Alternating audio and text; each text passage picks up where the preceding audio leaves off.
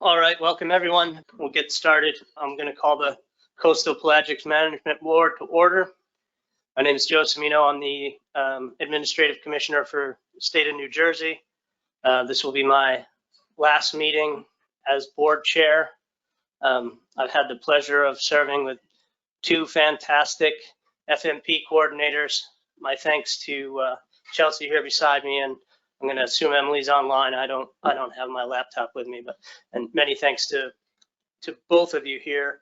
We'll go through approval of the agenda if there's any edits or additions to the agenda. Seeing none, we'll consider the agenda approved, and then approval of the proceedings from the August 2023 meeting. Any concerns or edits with what was sent out for that?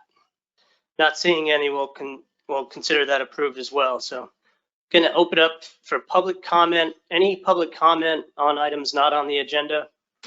Not seeing any. We will have a couple final action items, and we'll take public comment on those items when we get to them. So I'm going to turn it over to Chelsea for the progress update on the assessment for Cobia stock assessment. Thank you, Mr. Chair. So this is going to be a very brief overview of where we're at with the 2025 stock assessment for Atlantic Cobia. Next slide, please.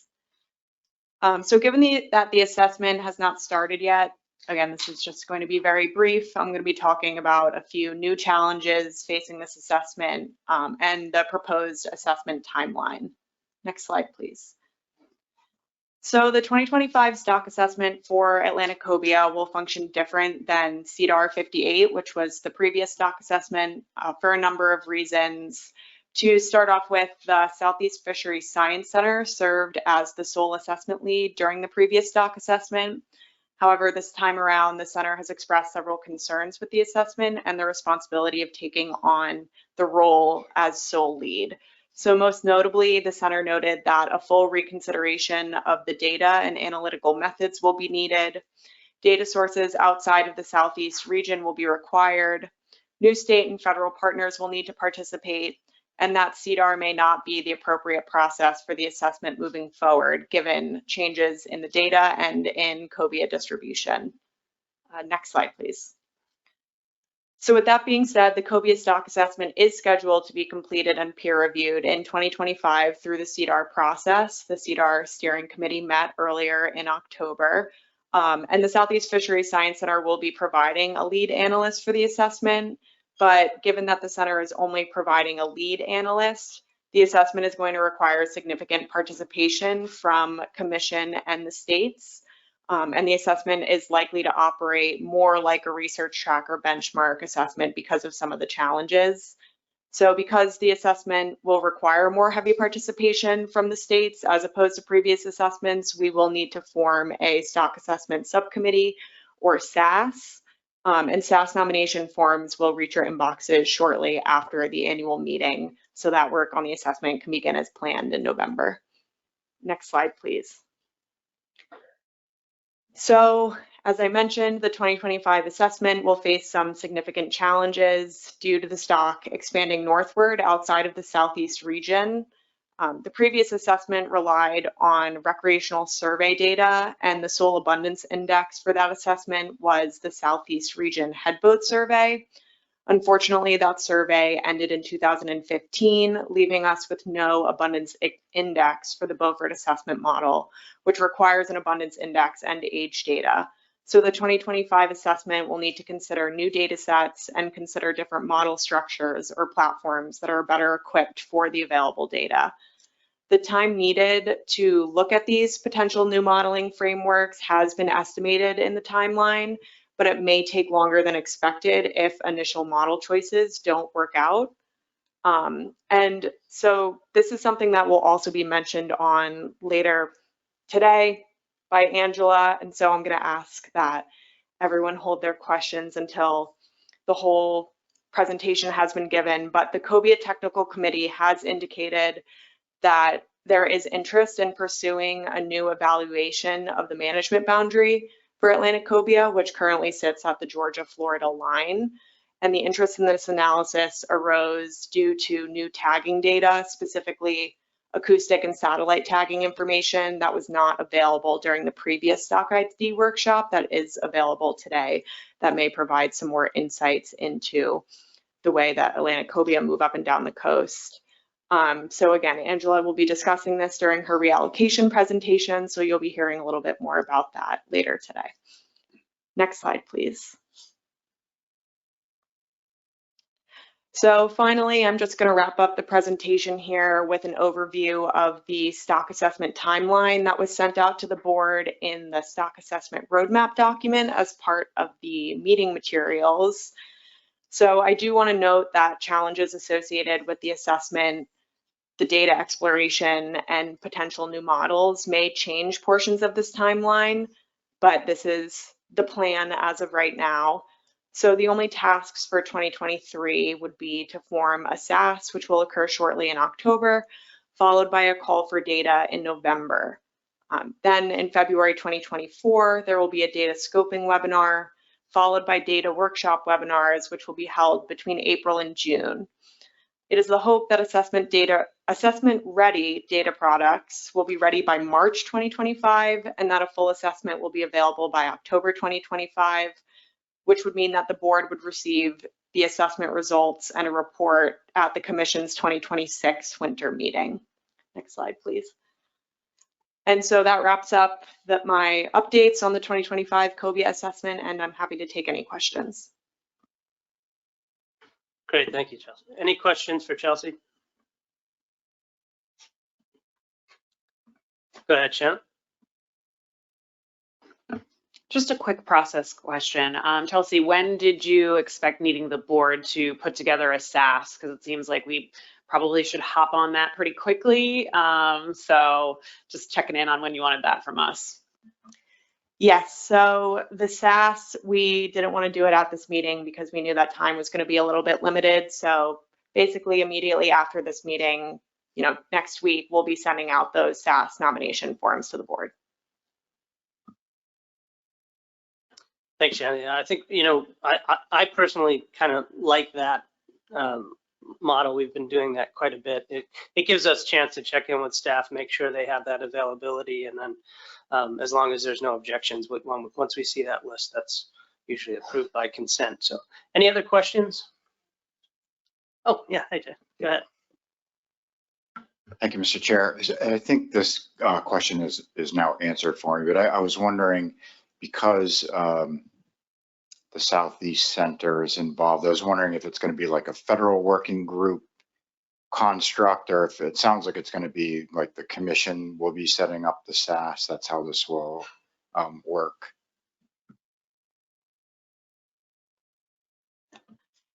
It's going to be a blend. So yeah, Tony may have a better answer for you here. So to my understanding, it's sort of a blend of the CDAR process plus state scientists to be on that work group. I'm not sure. I don't normally participate in the CDAR process as often, so John can correct me if I'm wrong. I don't think that the CDAR is going to approve the state scientists. I think we're just going to let them know these are the people that are helping out with the state data, and they'll kind of be folded into the mix. But it will be the CDAR. Yeah, you're right. I mean, the CDAR process basically just sets up the schedule, and then it hands over the care and feeding of it to what we call a cooperator, which in this case is, this board, Atlantic States Commission. So, our process is used to appoint people and handle all the logistics. Thank you. Any other questions on the path forward with the assessment? Go ahead. Yeah, sorry. It was mentioned that this is going to be more like, research track, benchmark, whatever version you want to call it. So does that mean, I know there are concerns about BAM. I'm not concerns about BAM, but I'm thinking that the modeling platform might not be able to handle this species anymore. So is it being entertained that other like modeling approaches will be vetted? Yes, so I think the BAM will be run for continuity purposes, but there will be exploration of other modeling frameworks because we no longer have an abundance index. So the TC or the SAS and the assessment lead will have to do some testing and exploration there. You good, Jay? Okay, great. Any other questions? Okay, we will continue to move forward. We appreciate any states that have the capacity to put forward some assistance on this. It's going to be interesting to see what we can get through. Awkward timing considering what we're dealing with MRIP estimates, of course, but we'll move forward with hopefully something that we feel comfortable with for management in the next few years. We know that we are at a point where doing projections is not necessarily appropriate anymore. So it's unfortunately we have to move forward with what we have, and we'll see where we go. So we'll move on, and we'll be turning this over to Chelsea and Angela as we look at the state recreational management measures.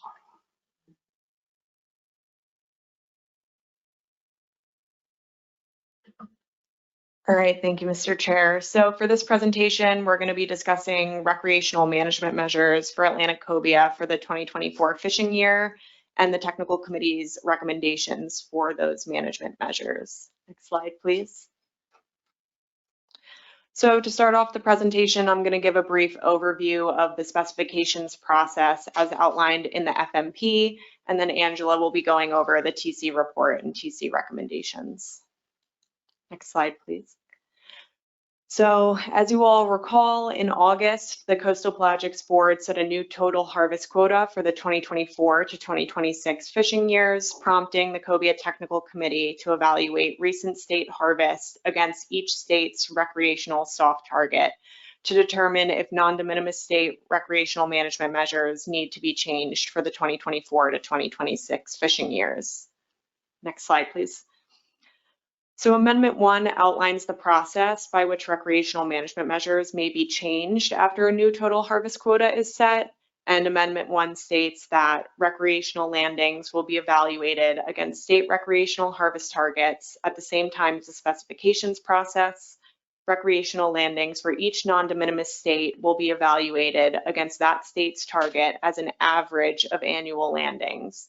The time frame for this average will only include years with the same recreational season and vessel limit. So because recreational management measures for some states were changed in 2021 following the approval of Addendum 1, the time frame for evaluating state harvest targets for the 2024 fishing year is 2021 through 2022, as specified in Amendment 1, excuse me. Next slide, please. So during the harvest target evaluations, the cobia TC determines if each state's 2-year average landings exceeded or fell below their soft target value. If the state's average recreational landings exceeded its annual recreational harvest target, that state must adjust its recreational vessel or vessel limit or season to reduce harvest such that future annual landings would be expected to achieve that soft recreational harvest target. And then states that report a consistent under harvest during an evaluation time period for a minimum of 2 years may present a plan to liberalize recreational management measures, or they can choose to keep their management measure status quo. Next slide, please. So up on the screen behind me, you'll see the results of the 2021 to 2022 harvest target evaluations, with each state's soft target shown in the second column from the left, as outlined in the orange box. And then each state's average landings are shown in the second column from the right in the second orange box there. So as you can see, based on recent landings using the typical process for setting recreational management measures, Virginia and Georgia would need to restrict measures due to their 2-year averages exceeding their soft targets. And then North Carolina and South Carolina have the option to liberalize measures or remain status quo due to consistently harvesting under their soft target level in 2021 and in 2022. Next slide, please. However, in August, the board tasked the Cobia Technical Committee with determining the impacts of status quo coastwide recreational management measures for the 2024 fishing year. And now I'm going to pass it over to Angela, who is going to talk a little bit more about the TC's recommendation and how they came to that recommendation. Thank you, Chelsea. So the technical committee met twice in September of 2023 to discuss landings and recent trends related to both this board motion as well as the one we'll be discussing in the next presentation. So the first thing we reviewed were the average 2021 through 2022 harvest data, which Chelsea just went through. As a reminder, in 2021, coastwide, we were over the quota by just under 14,000 fish. In 2022, landings were about 7,000 fish below the coastwide quota, averaging out to about 3,400 fish above the quota between the 2 years. So based initially on these data, the TC felt that there was probably a reasonable probability that the coastwide quota may not be exceeded on average due to state overages in some states balanced out by the underages that occurred in others. But following our first meeting, we also wanted to look at the preliminary waves 1 through 3 2023 harvest data. So these are the waves 1 through 3 harvest data for 2020 through 2023. We'll focus more on the last 3 columns there, with 2020 being kind of an odd year with COVID and the borrowing of data that had to occur there. And as Chelsea mentioned, 2021 and 2022 are really the years that we were using for evaluation. So you'll see in 2023, at that point, landings at this point part of the year were slightly above where they'd been the past couple of years. And again, 2021 is the one that ended up being over quota. We also looked at these waves 1 through 3 data by state for the non-de minimis states, and it was pretty variable depending on which state you were looking at. So you can see that Georgia's had a pretty steady increase in their wave 1 through 3 harvest since 2020. North Carolina's harvest is, particularly in 2023, is estimated to be very low. Virginia's harvest was up relative to 21 and 22, and South Carolina's harvest is fairly similar to 2021 and less than 2022. One of the analyses we undertook was trying to see if we could come up with an estimate of what we thought 2023 harvest might be based off of what had already been harvested in waves 1 through 3. So this was a very simple linear regression by state based on the historical waves 1 through 3 harvest and where the final harvest estimate ended up for that year. In general, the relationships were very tight for Georgia and South Carolina, likely because a lot of their harvest has already occurred by wave 3. And some of that uncertainty started being added in once you started looking at North Carolina and especially Virginia's landings. And part of that, I think, just has to do with more of their harvest occurring later in the year. And unfortunately, we weren't able to look at this for the de minimis states because a lot of their harvest happens later in the year as well. And there just isn't as many years of estimates to come up with a value there. So for North Carolina and Virginia, we explored a range of different options to try and get a handle of some of the uncertainty. So we have the linear regression estimate, which was just straight from the linear regression. We also looked at the last 5 years, most recent 5 years, to see what was the minimum amount of additional harvest that occurred in waves 4 through 6, the mean amount, as well as the maximum.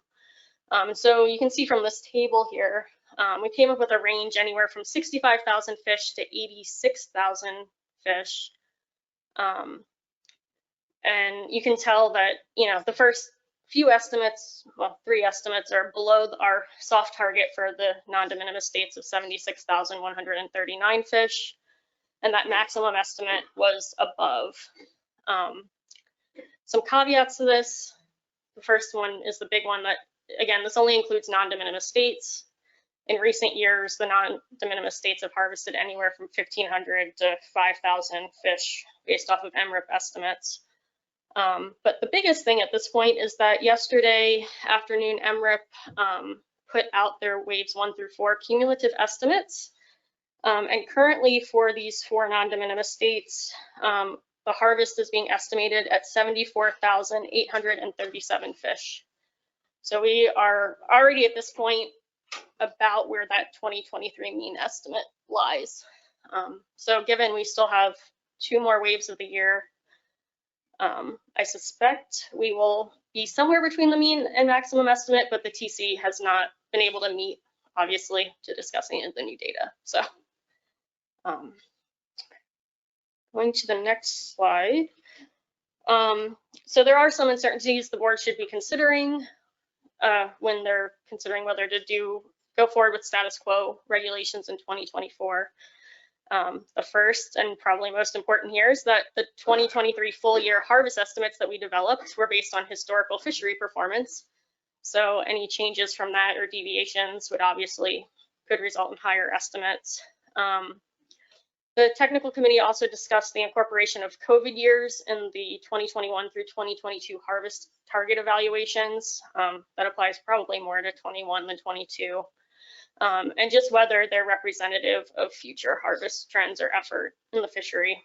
And of course, as we heard this morning, there will also be potential changes to the catch and effort estimates likely in 2026 from the MREP FES pilot study. So based on the data that the technical committee had in September, we recommended staying status quo for 2024 due to a reasonably low probability of exceeding the coastwide recreational quota. And with that, we can take any questions.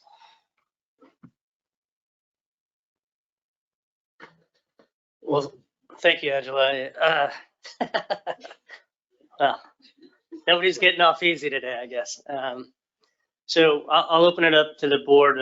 Questions for the TC, obviously a lot to think about here. And, you know, I get obviously the 2 main things that we're dealing with are, you know, this newest piece of information, which is the latest update to the wave assessment or estimate, and then just the fact that we really don't know what the FES is going to do in the future, but we do know that for now we're more or less in a holding pattern with the estimates we have. So the board has before them, you know, a decision on what we're going to do for this next year with all this in mind. And we'll get more into this on the performance in the next agenda item. But let's start with questions for Angela. Go ahead, Chris. Thank you, Mr. Chair, and thank you, Chelsea and Angela, for the report. So, Angela, you said it was about 75,000 fish, is short of that, through wave 4, non-de minimis states only. Is there a harvest estimate for the de minimis states? Yeah, so currently the harvest estimate was around 270 fish. Surprisingly, the only state with an estimate at this point is Rhode Island. So with over 100% PSC, but there were either 0 or no estimates for Maryland through, I guess that would be Connecticut. Lynn, and then Shanna. Yeah, thank you, Mr. Chair, and thank you, Chelsea and Angela. Would you mind going back to the slide? You had a slide that showed landings, and I think it included some de minimis landings in there. Did you have that? Did I hallucinate that? Yeah, right there. So I mean, it looks like, given that, does the TC have some conversations about the numbers of unaccounted fish, sort of what that might look like in the northern de minimis states? Because those numbers in those columns are pretty high. You know, so I'm just trying to figure out how we should be sort of thinking about as we're crunching up against that, you know, soft target, how we should be thinking about those potential de minimis landings. Are you referring to unaccounted for de minimis in the 23 estimate at this point? Yes, yes, Okay. I was. Thank you. Sorry for muttering and being unclear. I was gonna say, I was like, de minimis is included here for the totals. Yeah, I mean, I guess at this point, it seems like it could be low. I mean, one way the board could handle it when thinking about it would be looking at recent years at the range of de minimis landings. Obviously, we can't know for certain yet what 23's final number will be, but it's probably the best guidance at this point.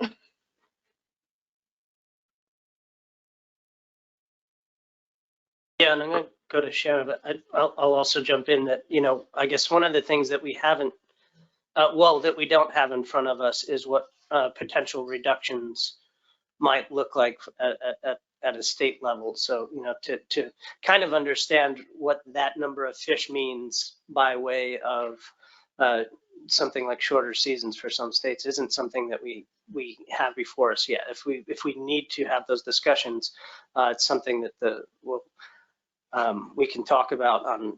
It may be a special board meeting to get us there, but Shannon. Thank you, Mr. Chair. And thank you so much, Angela. I just wanted to say, you know, I was a part of watching these TC deliberations, and I was really impressed by the thoroughness of you guys going through all of this. The final slide that you showed us with the means and the maximums, it was some just really good work. So I just wanted to say how much I appreciated getting to see those things. The one question I did have, so, you know, we're kind of facing this weird conundrum where, you know, we have a recommendation from a TC, and then all of a sudden we have wave 4 estimates. What are the PSEs looking like broken down state by state on those wave 4 estimates? I don't know if you guys have that available or not.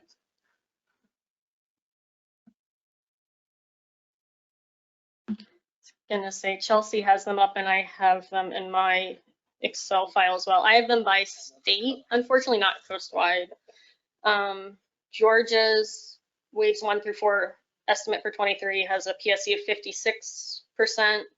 South Carolina's at 61%. North Carolina's at 65%. And Virginia's at 42.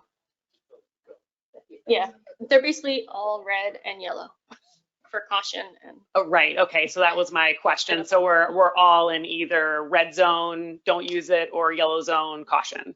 yes. Okay. Thank you. I appreciate that. Other questions? Okay. Well, if not, I'll be looking to the, Shannon, you have your hand up. If we're not going to do questions, I do have a motion to start the discussion. Let's do that. Thank you. So to start the discussion, I'd like to move to maintain status quo state waters recreational management measures for Atlantic cobia for the 2024 fishing year. And if I get a second, I can speak to that. Spud, is that a second? You have a second, Shannon. Go ahead. Thank you very much, Mr. Chair. So, you know, like I said before, we're sort of stuck in this weird place where we've got our TC who did all of this excellent work to figure out whether or not status quo was something that we could go through for 2024. Now we have some pretty high wave 4 estimates, but with some pretty terrible looking PSEs. My logic here is kind of the same one that I spoke to at the previous meeting, where we tasked the TC to kind of start looking at status quo measures with the intent of us having the next conversation that we're going to have regarding whether or not the allocation scheme that we're under right now really makes sense for the way that we should be managing this fishery and ensuring that all of our states have opportunity for cobia. So really my main reason for putting this up here is because I think we're dealing with some shaky data. I don't particularly feel comfortable basing reductions off of PSEs that look like the ones they look like. And I have some very big concerns for essentially management whiplash, given that I believe that, you know, once we have our conversation following this one, my hope is that we can start to think about much more thoughtful ways of managing this fishery instead of recreational soft targets that are state by state that really just aren't working out. And we've kind of, you know, we tested this theory, it's not working. So I think it's time for us to go back to the drawing board, and I'd just like to press pause for the next year until we do that. Thank you. Thanks, Jen. I'll look to the seconder. Spud, do you have any comments you'd like to make? It's pretty much the obvious agreement with what she said. Plus, I think from a more practical matter, I'm not sure how the state of Georgia could convince the Board of Natural Resources to change regulations to prevent the capture of 347 fish when we have no better resolution on the data that we have. So from a practical standpoint, it's impractical. So I certainly endorse this. I think it's a reasonable risk management decision going forward. Any other discussion? Chris? Thanks, Mr. Chair. Yeah, I'm torn on this one.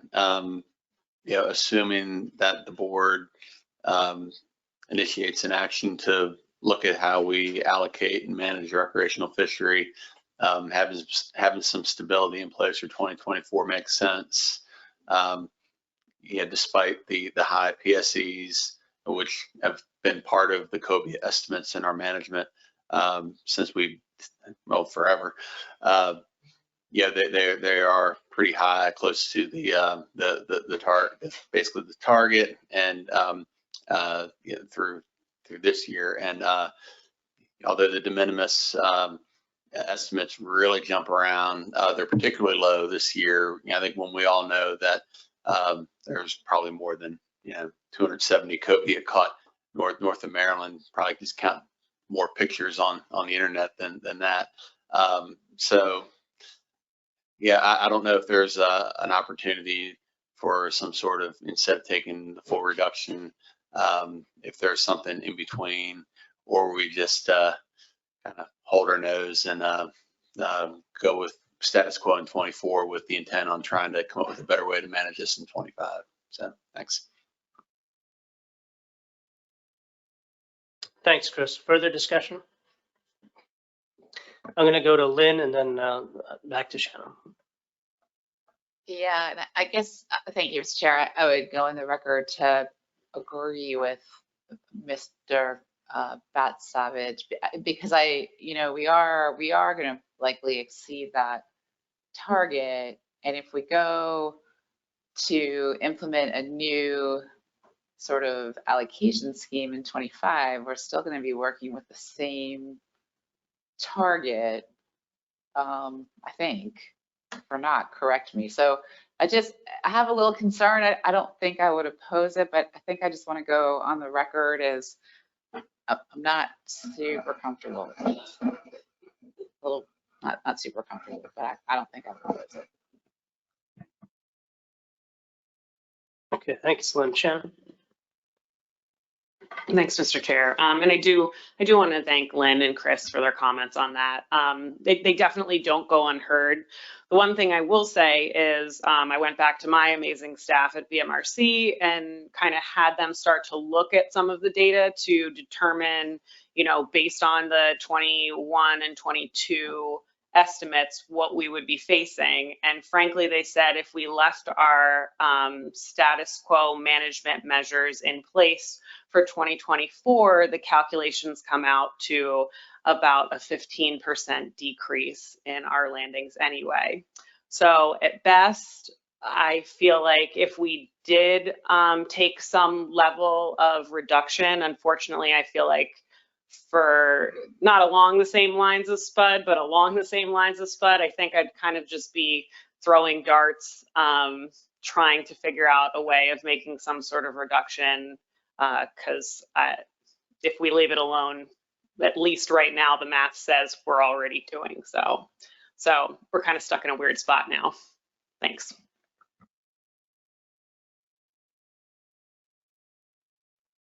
Any other comments from the board? If not, I'm going to open this up to public. I don't see any hands from the board. So is there anyone from the public that wishes to comment on this motion? Okay, not seeing anyone, then this is, we have heard some concern, but at the same time, I think I'll give it a shot and see if there are any objections to this motion. No objection, but this 30-second caucus, 1 minute caucus. Yeah, sorry, sure. Go ahead, Chris. Does anyone need more time? I don't see any hands, so call the question again. Is there any objection to this motion? Go ahead, Seth. Yeah, could you just read it back in to the record? Just, I think it's folks online want to make sure they understand exactly what we're voting on. Yeah, I'll do that. So this is a move to maintain status quo state waters recreational management measures for Atlantic cobia for the 2024 fishing season. And not seeing any objection, we'll say this motion passes by consent. All right, we're going to turn it back over to Angela for, go ahead, Jay, sorry. Thank you, Mr. Chair. Yeah, I wanted to make a comment on it. I didn't want to disrupt what was going on, so thanks for giving me just a minute. So I was really intrigued by the regression analysis. The concept of using a modeling approach to sort of try and predict or understand what would happen, with the missing waves was interesting. I was left wondering kind of a little bit about how exactly the calculations were done. But I guess what I really wanted to say is I like that approach. I would suggest if this type of approach is used again, there's a couple other methods out there that you might want to investigate, like for instance, generalized additive models, just to capture some of the nonlinearity that may be there. So I approve of the modeling approach, and maybe just a little more information next time, and checking a couple of other methods might be worthwhile to do as well. So thanks. Sure. Thanks for the suggestions.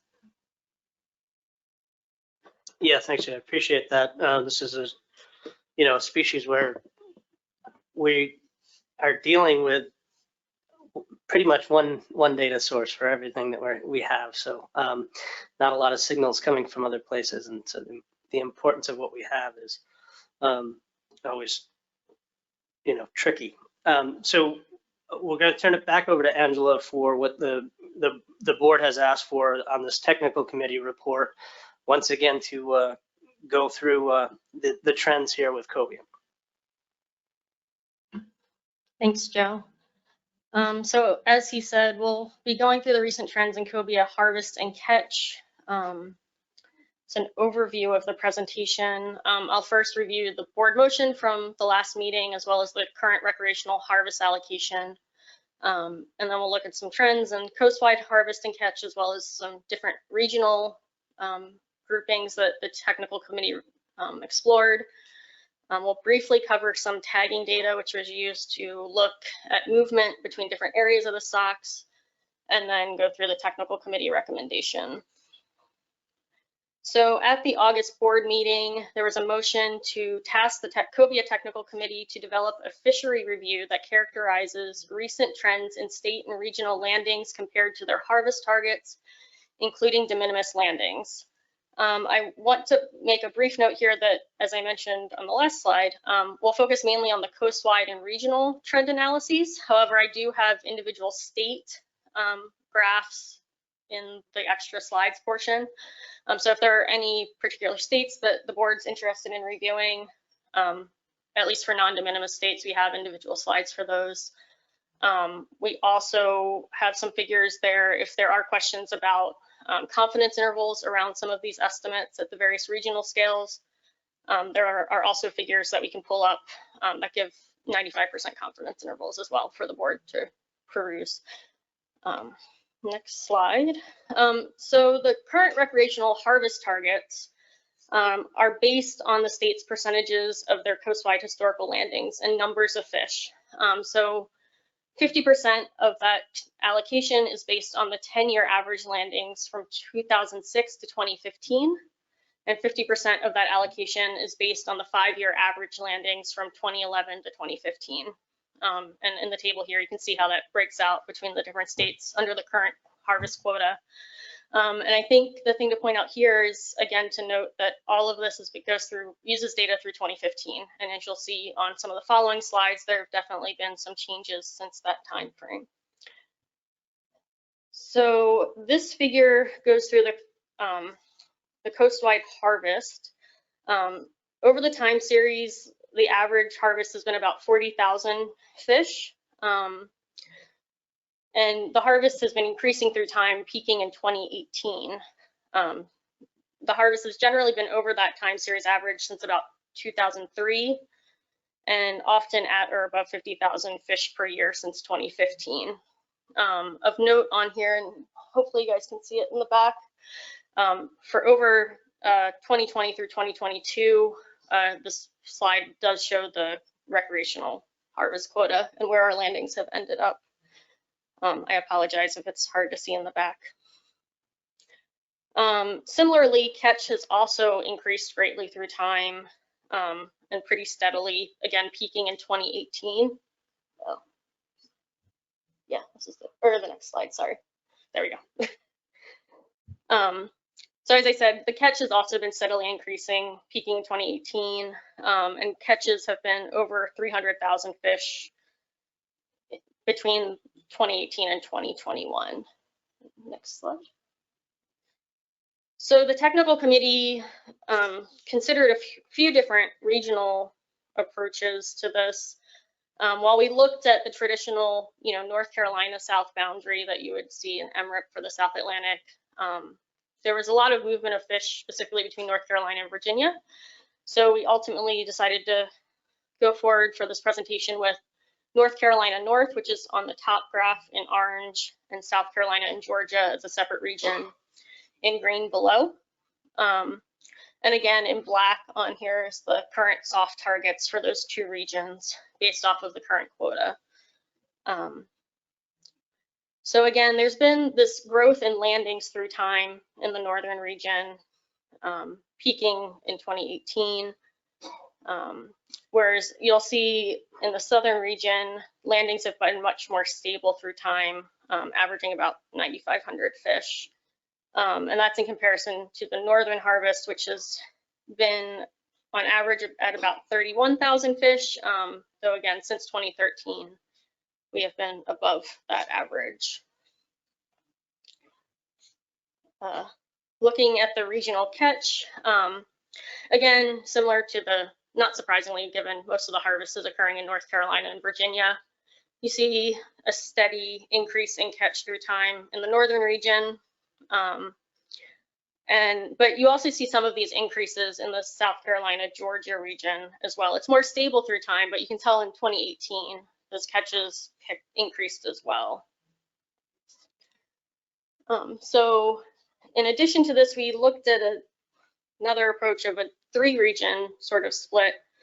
The South Carolina and Georgia figures are the same as the ones you just saw, but in this view of it, we separated out the Maryland North regional harvest as well as the North Carolina, Virginia regional harvest.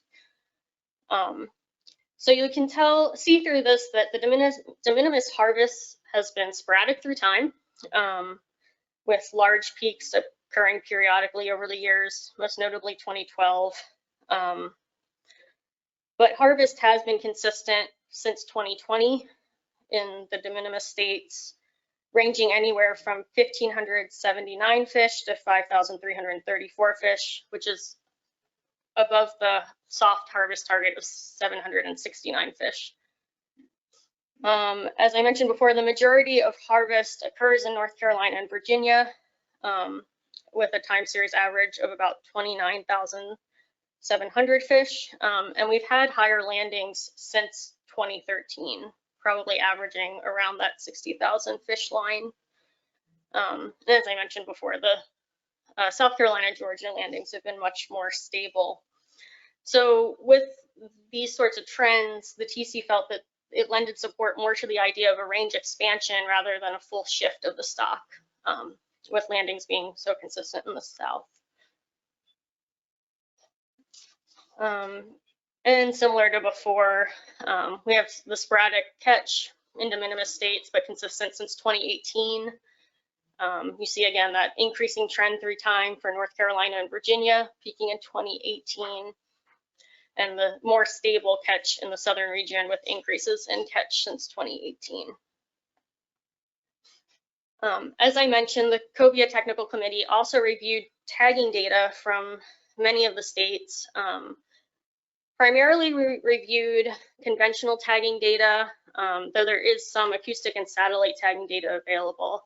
However, these data are currently under review for publication, so we aren't able to discuss much of that at this time, but hopefully that will be out soon. But generally, the tagging data showed movement of fish between North Carolina and Virginia. They also showed movements of fish to states north of Virginia and south into Florida. I guess the one caveat with some of this is that, obviously there's been a growing interest in the fishery, and so there have been some changes in the numbers of fish tag, number of returns through time with that as well. So I think it would probably take a little bit more work to fully tease out some of that through time to figure out movement patterns. And so based off of some of this initial discussion and some of the new data that has been coming out since the last stock ID workshop, the technical committee was interested in re-examining the boundary between the two stocks, acknowledging the likely mixing zone in Northeast Florida, which even was pointed out at the last ID workshop. And so the preference would be for these efforts to either occur before or as an initial step for the next stock assessment.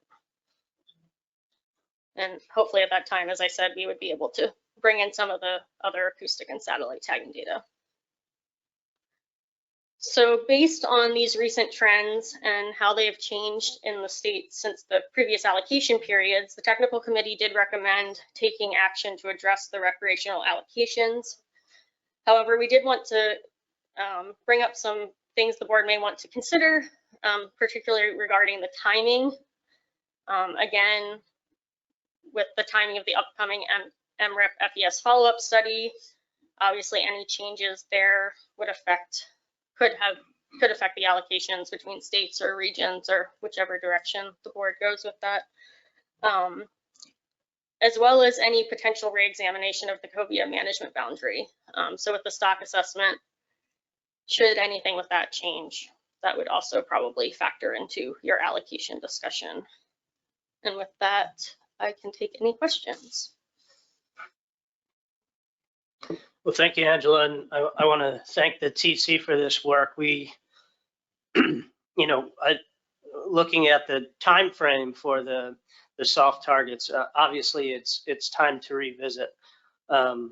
What's happening with this fishery is changing somewhat. However, as noted by the TC, and as we talked about earlier today, we have this, the possibility of getting an entirely recalibrated MRIP estimate in the near future. So it's certainly, the timing of this is a challenge. I'll look to questions for Angela and the work that the TC has put forward.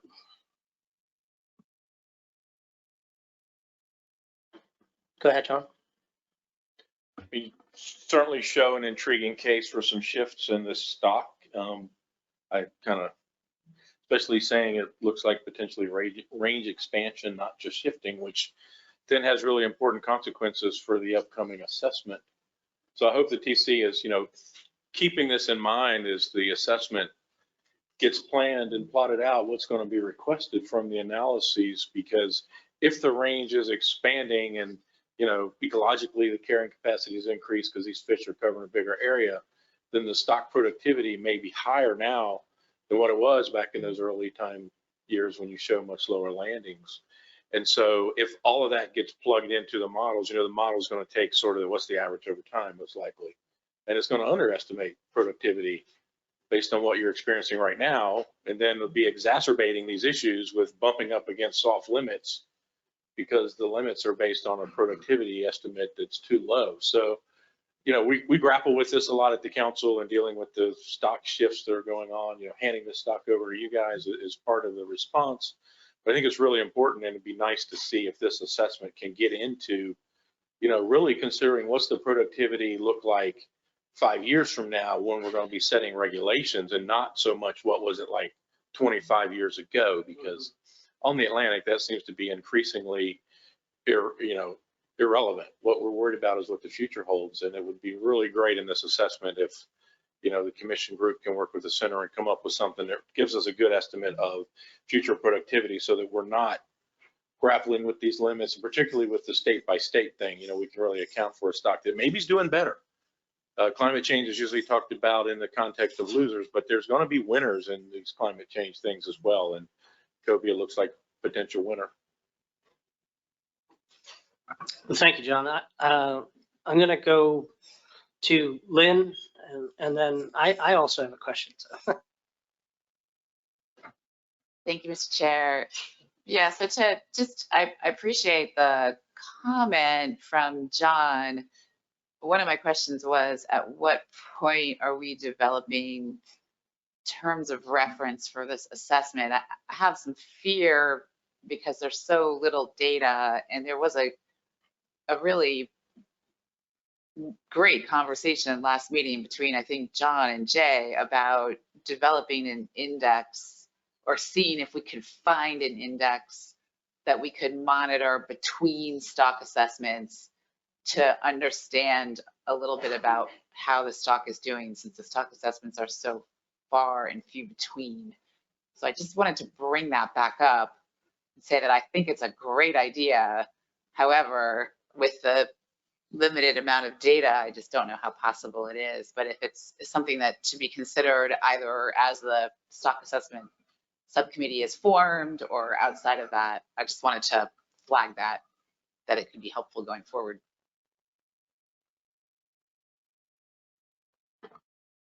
So the stock assessment, thank you for your question. The stock assessment roadmap that was sent around didn't have defining the terms of reference explicitly in the roadmap, but I have been informed that that typically happens before the data workshop webinars.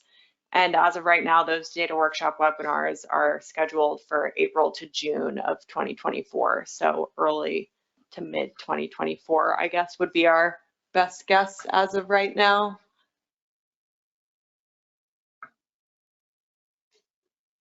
Lynn, are you good?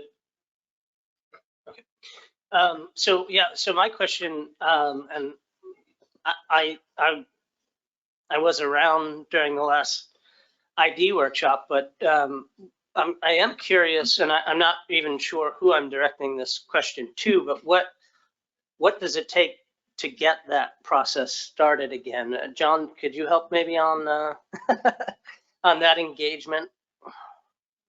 Yeah, and that is a good question. Stock ID is often one of the most controversial things that goes into the assessment. And part of that is because it can be really hard to define, especially if you don't have, you know, good information on movements and good information on genetics. It can be hard just using our regular fisheries data to figure out where stocks are divided.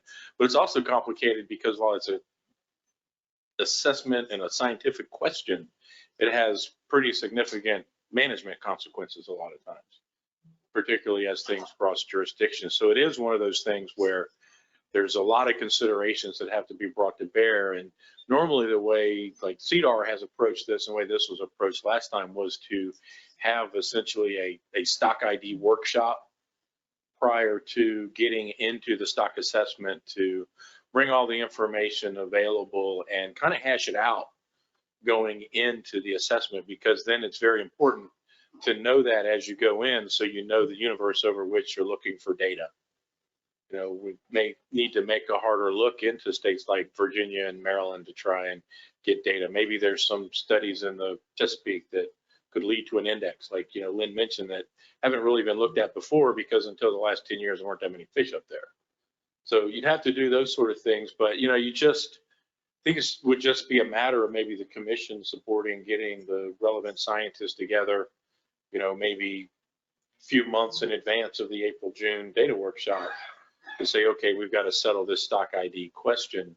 And there's some good references on the kind of information that you can go through to make this decision. I think Steve Cadron is an author of a book that we've used a number of times that lays out a process of, these are the different things that you can look into in a way to evaluate it, to decide if you really are seeing, some shifts in a stock. So yeah, I think the important thing is, getting good representation of the TC and Stock Assessment Committee and all the different states involved in the data together early enough to have a decision, so you go in the assessment and you know what you're dealing with. Thanks, John. I appreciate that. Go ahead. Just to add to that, and for those that aren't as familiar with what was done last time, at the last stock ID workshop, it was like looking at tagging data, but also genetics and life history data. And I will admit that the TC, through this recommendation, was mainly focused on the tagging data. And I'm not aware of what might be available for those other data sets, or particularly genetics. I'm not sure if there's new genetic studies or not. I might throw that out there to the board as well. I know South Carolina had done some work in the past. Just curious if there is anyone up here that knows of maybe some newer or recent stuff that's been done. Go ahead. Thank you. Yeah, in 2018, there was, in South Carolina, in the southern portions of South Carolina, there has been genetically unique identified species in spawning areas in some of our inlets in the southern region. So because of that, there were specific management changes that were done to account for that. So not harvesting those in that spawning time periods. And that was done through genetics. Thank you.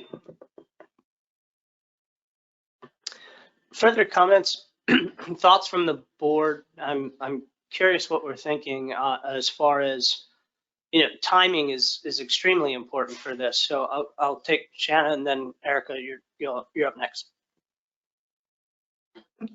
Thank you, Mr. Chair. I actually have another motion prepared to kind of get our conversation started. And if I have a second, again, I'd speak to the reasons why I think this might be a better way for us to go. So we'll get that up there. Okay, so I'd like to move to initiate an addendum addressing recreational Atlantic cobia quota reallocation.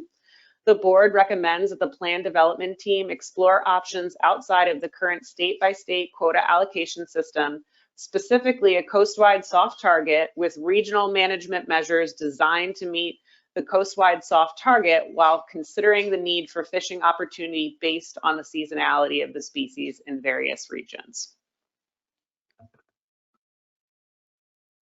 Thank you, Shannon. Do we have a second to Chris? Is that a second? Okay. So if Shannon, do you want to speak to this?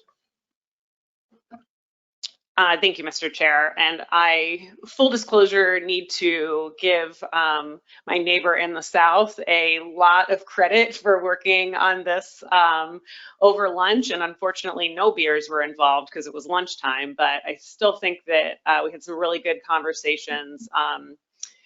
And this is tough, right? We know that we've been managing on soft targets that we're all bumping up against that are based off of very outdated MRIP numbers. And it doesn't make a lot of sense to keep doing what we're doing. So my intention of going with status quo during our last motion was to make sure that we initiate this addendum to start to explore looking at different ways of reallocation. The other thing that I kind of wanted to signal to the board is I recognize that if we kept things going state by state and just said that we were going to update those state by state quotas using more recent MRIP data, Virginia would gobble up absolutely all of the quota, and that is not at all my intention here. So I do want to just go ahead and signal that because I recognize allocation is a pretty touchy subject. But the thought process here is with all of the things that we're facing, if there's a change in magnitude due to the calibration of the FES survey, having a coast-wide soft target That magnitude might end up changing later when that goes through the stock assessment. However, it wouldn't make any changes at the time. So we would stick to that 76,000 fish, but we would make it make more sense such that regional management measures could reflect where the fish are and the time of year that those fish reach those certain regions. So it's kind of the logic there, and I'm hoping that folks understand where I'm coming from and not trying to be that state that's gobbling up all of the cobia. We don't want to do that. Thanks, Shannon. Chris, do you want to speak to the motion? Thanks, Mr. Chair. Yeah, I think Shanna hit the main points on it. But yeah, I think really we're just trying to find a way to manage recreational fishery, understanding just the inherent limitations of MRIP with a species such as cobia that are, pulse / rare event species. Yeah, I think the state by state allocations, quite frankly, was probably overusing the available MRIP data. And again, and if we could figure out a way to manage based on seasonality and stay within the harvest limit, it provides maybe a little more resilient way to manage with potential changes to MRIP estimates coming up in the next few years. Thanks. Thanks, Chris. I need to take a minute. I want to apologize because I had that motion got away from me a little bit. I had Erica in the queue. Erica, do you have a question or a comment that outside of this motion before we get to comments on the motion? I'll hold mine in case the conversation comes up again. I'll let you all discuss the motion. Okay, thank you. Malcolm? This could come back to a problem for South Carolina years ago when Virginia's catch was so large that the feds closed the cobia fishing in federal waters. South Carolina's laws are set such that when federal waters are closed, state laws follow the federal. So we had 2 years where we could not catch a cobia in the state at all because of the federal closure. So we need to have some way where we aren't caught in that situation again. And the state does not allow the DNR to do the laws. They're all legislative. And so there's no quick way of addressing that issue. So that's part of what came about in that first place, because we had 2 years where cobia were not allowed to be caught in South Carolina because of the federal closure.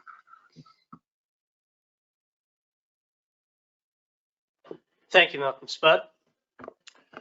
Yeah, generally, I agree that we've got to do something different. I think one of the challenging issues right now, and maybe the makers and seconder can address this, is there's this concern of this FES situation hovering over our head, and how do we prevent ourselves from making decisions that we might regret having made, given the unknowns that we're facing. I know you and I talked a little bit about it. I mean, it's, is this more about discussing alternative methods without specifics of, but the problem with allocations is it all comes down to specifics.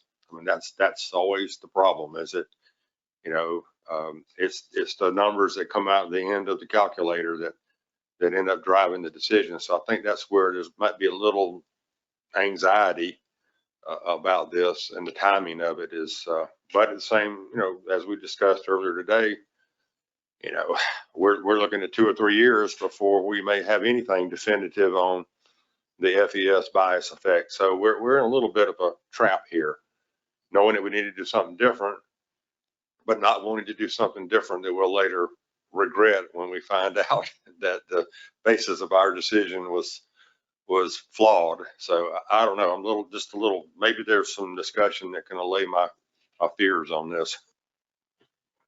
Yeah, I'm with you. And I it really does go back to, I don't think we're getting off easy this afternoon. So I will look to the makers of this motion for a response on their intent, but giving a heads up to staff too, I would like to have a little bit of a conversation on timing, putting aside the FES stuff, just more along the lines of how do we do this in step with an assessment. But I'll look to, I'll go to Chris and then Shannon. I think both of you had your hands up if you'd like to respond. Go ahead, Chris. Thanks, Mr. Chair. And yeah, I don't know if this will solve all our problems. Maybe it'll address the problems that we currently have. I guess conceptually, the way I was thinking about this is not have, the coastwide allocation, allocated to regions. I think that's not the way to go with the existing data we have, regardless of what might happen with MRIP in the future. Those problems are going to exist. This is looking more at kind of the seasonal patterns that we're currently seeing with cobia. That's subject to change in the future, of course, to where the fish are available at certain times of the year in certain states as they move south to north. And if there was, if the PDT was able to maybe craft some potential management measures that, kind of address the seasonality, with, bag and size limits mixed in for the different regions, to give folks an opportunity to catch the fish without, exceeding the RHL, while not, explicitly, carving up, the 76,000 fish into regions, because, that I think that's not going to work. It might be an oversimplified way of trying this, but that was the thought I had just as a concept of kind of managing under the MRIP data that we have, just the uncertainty in the MRIP data. Shannon, did you want to respond as well? Thank you, Mr. Chair. And I think Chris covered it incredibly well. Kind of the way I guess I thought about this too was if we go this way of trying to determine a better way of utilizing the coast-wide quota, we're thinking about, instead of dividing the pie, the whole pie is now for all of us, but we all think about it and making sure that we're giving opportunity to the states who see the fish first. So, like Chris was saying, we're thinking of a rolling sort of opening, and I don't want to pretend to be smarter than a PDT here, because, they could look at this and say, hey, we've got some better ideas, but I'd love to give a PDT the chance to see what they can do with this. And make sure that we're all trying to ensure that the southern states are still getting their opportunities at these fish, and they're not getting shut out of it before they even get the chance to fish. And then the other thing I'd say, I guess, to the FES calibration is we don't have time to wait, I think, for the FES calibration. We're looking at an FMP that kind of directs us to take action when we see our de minimis states popping in and out of de minimis. We don't really know what to do with them right now.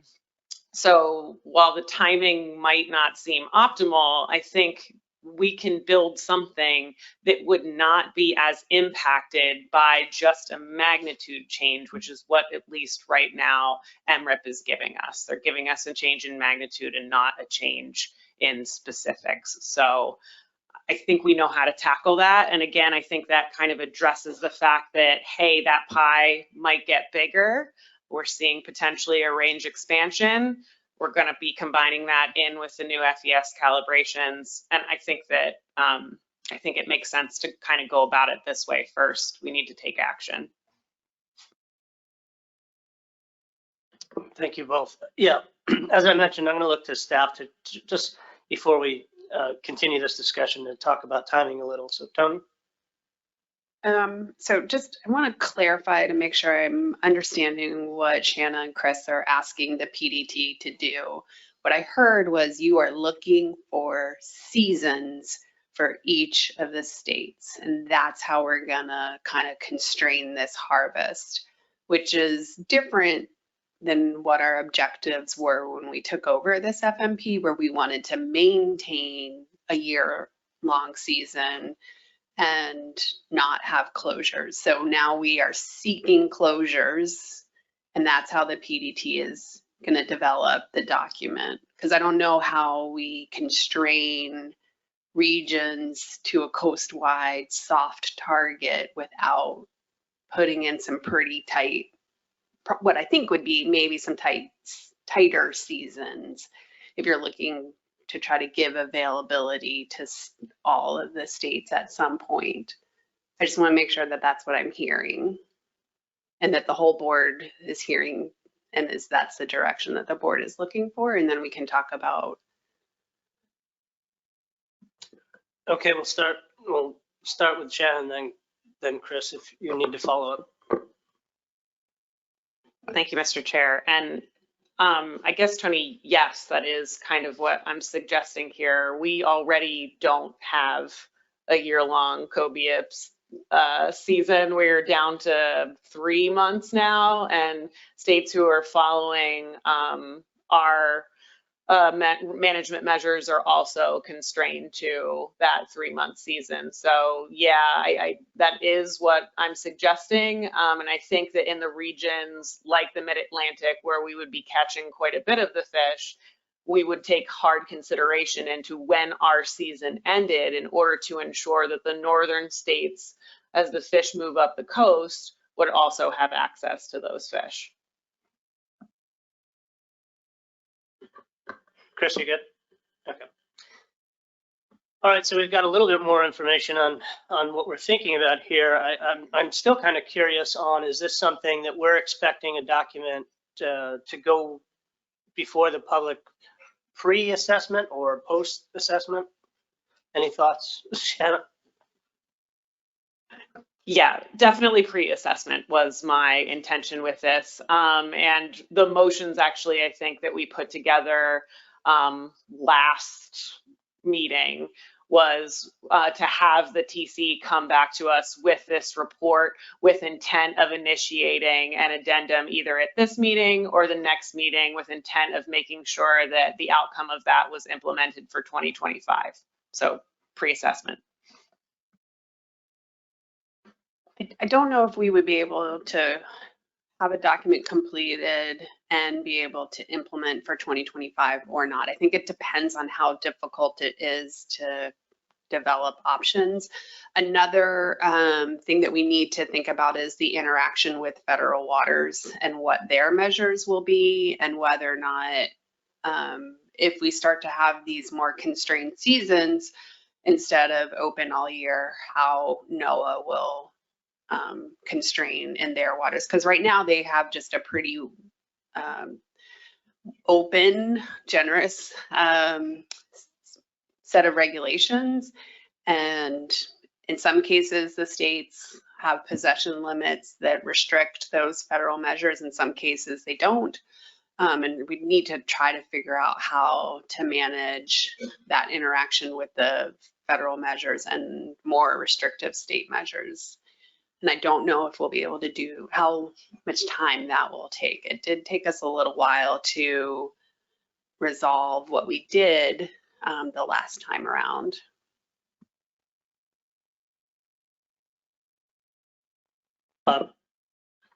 Great, thank you, Mr. Chair. Just to talk a little bit more about timing, I think, no matter what we do here, we're in a really awkward and kind of bad timing spot. We've got 2026 assessment. We've got a 2026 potential recalibration of the MRIP with the new FES numbers. So I think, and we've got a board and a fishery that shouldn't and is not willing to wait until those things are resolved. There's a number of issues here that the board correctly is wrestling with. So I think, and based on the conversation now, the board's going into this eyes wide open.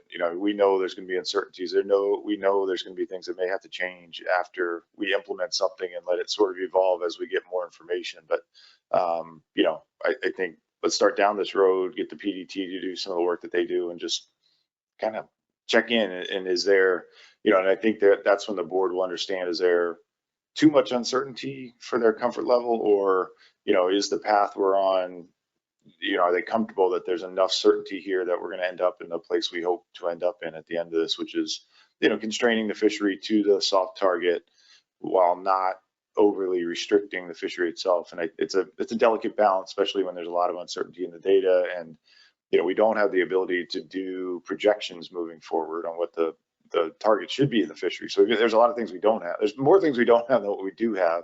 But I think if we can start going down this road and see what some of the seasonal options may look like, and just is it doable and workable for the board once we do all the math and all the projections. I think you got to get it started and see how it goes, I think. Yeah. Yeah, so I'll tell you this, it's tough. And I think one thing that may benefit this board is, if this process brings in public comment, because as of right now, we tend to have these board meetings with very little public input, and it may take something like starting this process to have those important discussions with the help of our fishing community. So Spud, help us out here. Yeah, I certainly don't want to bog us down in a philosophical debate, but some of this hinges on what the heck is a soft target. I mean that's, we've sort of created this phrase. I think accepting that we've got unavoidable imprecision in the data that we use to manage the species, but we haven't set parameters of what makes it soft versus hard. We just discussed that when we were talking about catch specifications. It's like, okay, so once you go over a certain amount, that soft target becomes a hard target, and then you got to do something in response to it. So part of this is if we can never expect that cobia catch estimates are going to be any better than they already are, then to me the conversation needs to be, what is that soft target and what are going to be the acceptable variabilities around those numbers that we're willing to live with?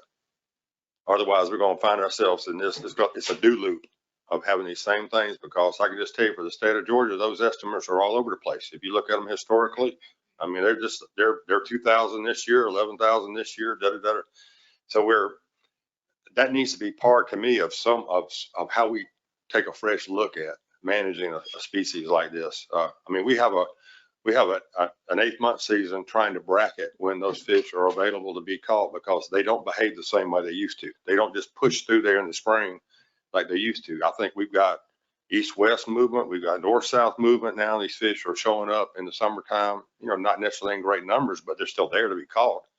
So just kind of slamming the door, is like, so just this one's hard. Maybe we should give it back to the National Marine Fisheries Service.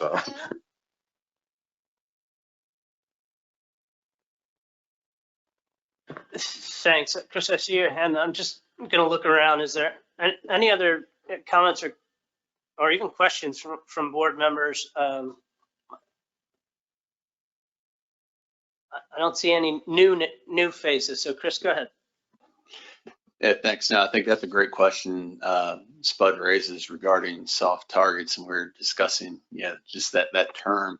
And right now in the FMP, it's like a 3-year average of catch versus the harvest, the allocation. That's probably a good thing for the PDT to look at is looking at the 3-year average appropriate. And then I think with cobia, and kind of is Spud's question of maybe giving this back to a different agency. I think when we took this on, I had a feeling that just the way cobia are and still are, they're moving around, we're probably going to have to adjust management more than other FMPs. And I think we had a nice little reprieve from having to do that. But I think whatever we do here, hopefully will work for a while, knowing that we're probably going to have to make some adjustments in the future. Thanks, Chris. Chat. Thanks, Mr. Chair, I appreciate it. And I really do appreciate Spud's comment. One thing I do want to say is we didn't develop this motion to try to limit the PDT. I think a lot of times, the PDT goes into a room and they don't have anything to start with and you're staring at a blank piece of paper. So we wanted to make sure to give them something so they could kind of start exploring.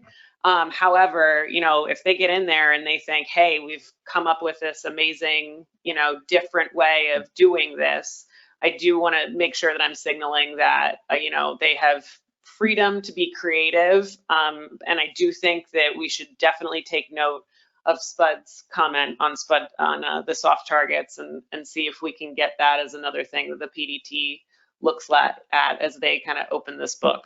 Thanks.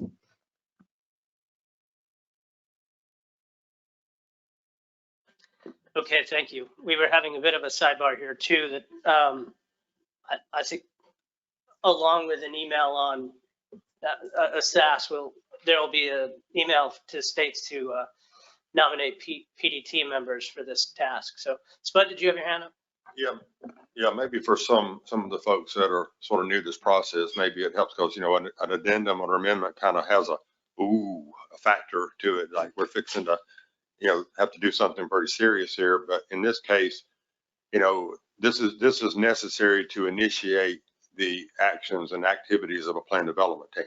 Because I think, you know, sometimes we just ask for staff to generate a white paper or to do something, you know, less formal.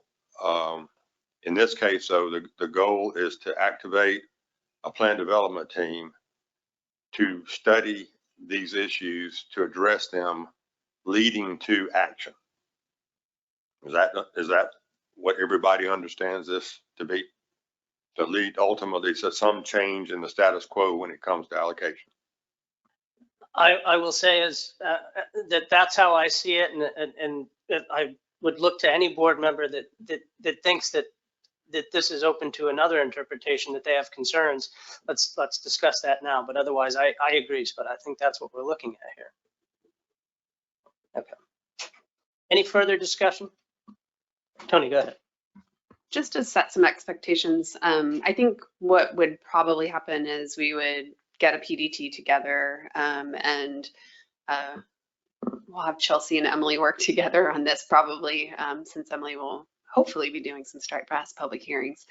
And we'll try to tackle some of these issues, probably come back to the board in January with some questions, and probably the PDT might be asking for some direction. And then try to come back to the board with a draft document in the spring meeting, if we can. We may need more time, I'm not sure, but that would be a goal to start off with. Okay, yeah, that sounds fair. I think we're getting closer, so I'm gonna give a 2-minute caucus before I call the question.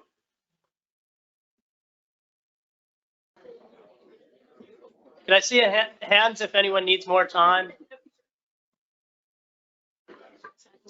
Not seeing any hands, and from a previous cue from our chairman, I will have this motion read back in, but I'm going to ask Ms. Madsen to do that for us, since it's a rather lengthy one, and I think she would have a better shot at it than I. Thanks, Jen. Thanks, Mr. Chair. So the motion is move to initiate an addendum addressing recreational Atlantic cobia quota reallocation. The board recommends the plan development team explore options outside of the current state-by-state quota allocation system, specifically a coast-wide soft target with regional management measures designed to meet the coast-wide soft target while considering the need for fishing opportunity based on the seasonality of the species in various regions. Great, many thank yous. Can I see a show of hands for all those that are in favor of the motion?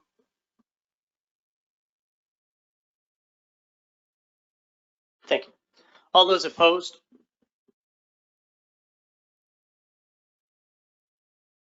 No votes?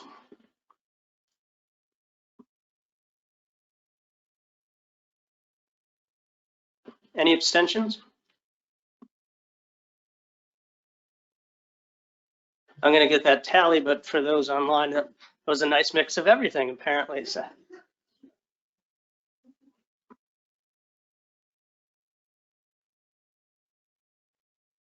the vote is 9 in favor, 0 opposed, 2 nulls, 2 abstentions.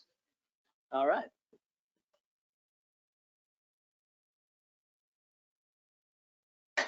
So the motion passes.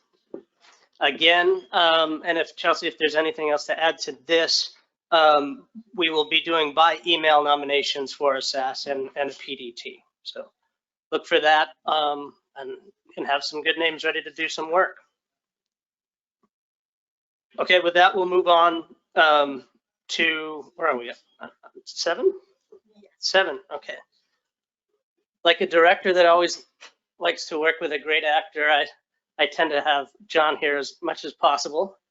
So I'm going to turn it over to my good friend John Carmichael with the South Atlantic Management Council to give us an update on where they are with Spanish mackerel and the port meetings that we are all going to be doing our best to get the people out and give the South Atlantic Council as much help on this as possible. Thanks, John. Yeah, with that, thank you, Mr. Chair. Yeah, so quick update. We are working on the Framework Amendment 13. It's pretty narrow in its scope. It's just looking at adjusting the catch levels to respond to the latest stock assessment. And we did at our last meeting discuss the impacts of the FES bias on the various actions that the council is considering. This is one that we are continuing to move on despite knowing that there's a potential for some changes on the horizon due to the FES. Primary reason for that is it is getting the currency of this stock to be managed under the FES instead of the old CHTS. You know, we talked about that a little bit earlier when we got the presentation on the FES and this acronym soup. And we're not looking at any changes in allocations. And that's really where the potential bias and the absolute estimates coming out of FES are going to have the biggest impacts on our fisheries. Recreational versus commercial sectors is one. And then depending on how this potential question bias plays out in different regions and different states, it could affect the regional allocations. So hopefully we can have information that's corrected for this bias by the time we get around to looking at actually implementing changes in the various allocations under this fishery.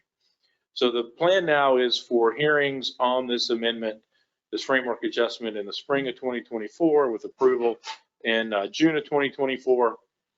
And that would put in these new catch levels. And then simultaneously, we're going to be working on the port meetings, which were mentioned basically between this coming December and through maybe early summer, June of 2024 to go through the port meetings, which is to get input from fishermen throughout the range of the species on what they're seeing and what they'd like to do differently with Spanish mackerel into the future. You know, big issue is the regional allocations and the varying closures in the different regions. So addressing that, what can we do to be more climate prepared, climate resilience, to use the language we're faced with by NIMS quite often in the council system, you know, just being more resilient to how this species is changing. And I've long thought that coastal migratory pelagics, just consider their name and you got to get a good idea. They're probably likely going to be early fish to respond to climate changes. They're moving, they can always go find prey and better water temperatures, and that seems to be what they do. So I think that's going to be really exciting to do these port meetings, and we appreciate the support of the commission. And we're also working with the Mid-Atlantic and New England, because these things are going quite a far north these days, to get input from throughout the range of the stock and those port meetings. And there'll be facilitated meetings with the fishermen trying to say, you know, here's your chance to give us information. We're not coming to you with a bunch of management measures you're not going to like and you're going to tell us you don't like them, but really to have kind of an open forum. And we've got some people that have had a lot of training in this and a lot of experience, I think are well equipped to go out and have these kind of conversations with fishermen. So we will definitely appreciate all the support we can get from you guys on doing that. And then once that process wraps up, we will start the next amendment. So probably around September of 2024 is the plan to get started on a fuller amendment that will address, you know, any of the issues that come up out of the port meetings, and hopefully have that for approval in December of 2025. Great, thanks, John. Any questions for John?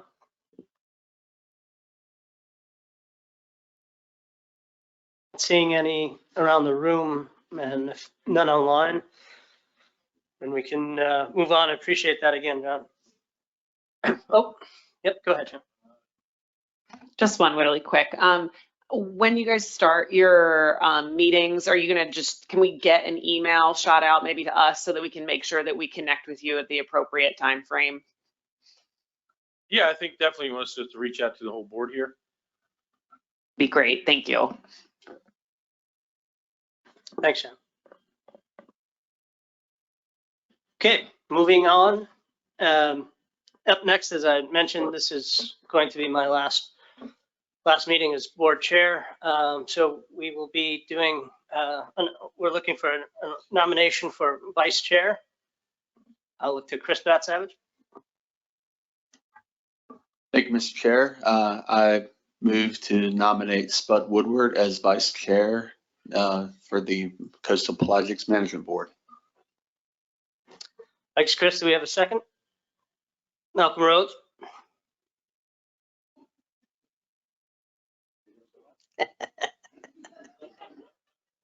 Hey, in for a penny, in for a dollar, that's all you can say. By the way, for the record, that no vote was not because I have split personality. I actually had a fellow delegate on the phone. So just so y'all, for the record, in case I saw some quizzical looks around there, like, what happens? How do you have a no vote with one person? So. That's fair to put that out there before this nomination's voted on, I suppose. Any objection to Mr. Woodward being excellent? That's good. I didn't think so. Spud, I don't envy you, but I think you are an excellent choice for the job here. It's going to be an interesting couple of years. So many thanks and congratulations to Spud. Any other business to come before the board? Not seeing any. Motion to adjourn. I got a thumbs up by John Clark and a second by Jeff Kalen. So thank you. We are adjourned.